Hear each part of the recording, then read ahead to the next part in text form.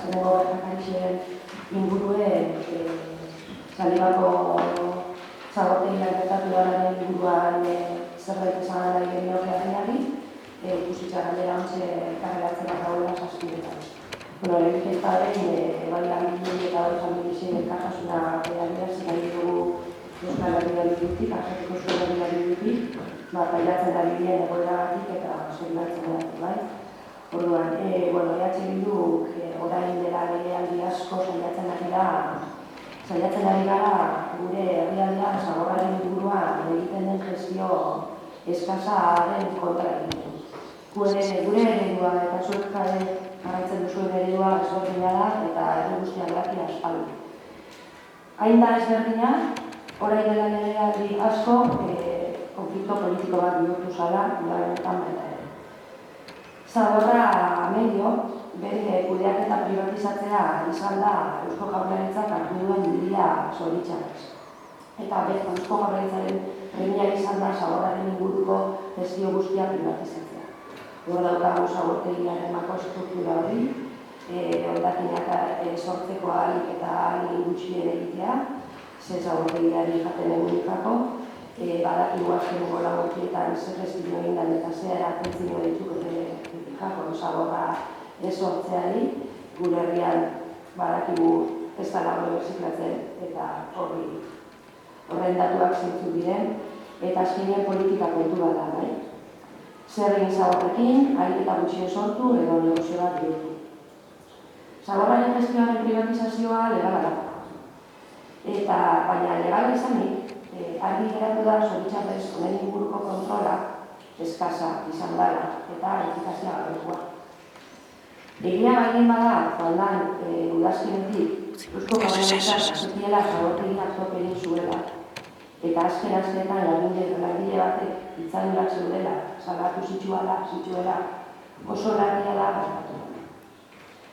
Bi langile daude bertan lurperatu da, zaborperatu da, ez da lurperatu da, zaborperatu da. Eta lehenengo gauza izan beharko litzake eurak tokatzea eta ez autopizia desotokatzea. Ondoren, bilaketa bertan utzi behar zan, bertan utzi behar izan zan, besteak beste etzalako kontrolora egin eta etzalako aurre ikusi, etzalako jakin, ezakigulako, inork ez dakilako horrek zer dago. Eta horrela osan esposak eta bide batzuena, ordu batzuetan zehar, inork ez jakin bat gabe, eta gehitu behar izan zen. Berriz lanak egin ziren, berriz bepitzadura problemak egon lehizkenako, atzera bat zen. Orduan, uste dugu gestioa oso eskasa izan da. Gaur egun, ondionez dakigu. Noiz izango da posible, Alberto eta Joaquin ateratzea. Familia izan dutzienez, 2 urte luzatu dira zentua. Bigarrenik, 10.000 tonelada mamiandoz gain, ez dakigu ze material dauzen. Orain dik gaur egun, hainbeste egun pasata, ez dakigu ze material inatea gauz. Hirugarrenik, ez dakigu lurra eta ura norarte dauden kutsatuta. Eta laugarrenik, zabor hori nora bidatu behar da. Prentzan esaten da, zalea doala, bestalera doala. Prentzan gaur irakurri dut, posible da lepelera kartzea. Ez dakigu ez, orain ez dakigu ez. Kontrola, gainbegiratzea, materialaren kudeaketa, kutsaduraren maila zein den jakitea Eusko Jaurlaritzaren erantzukizuna da. Eta uste dugu, hau salatu egin behar da.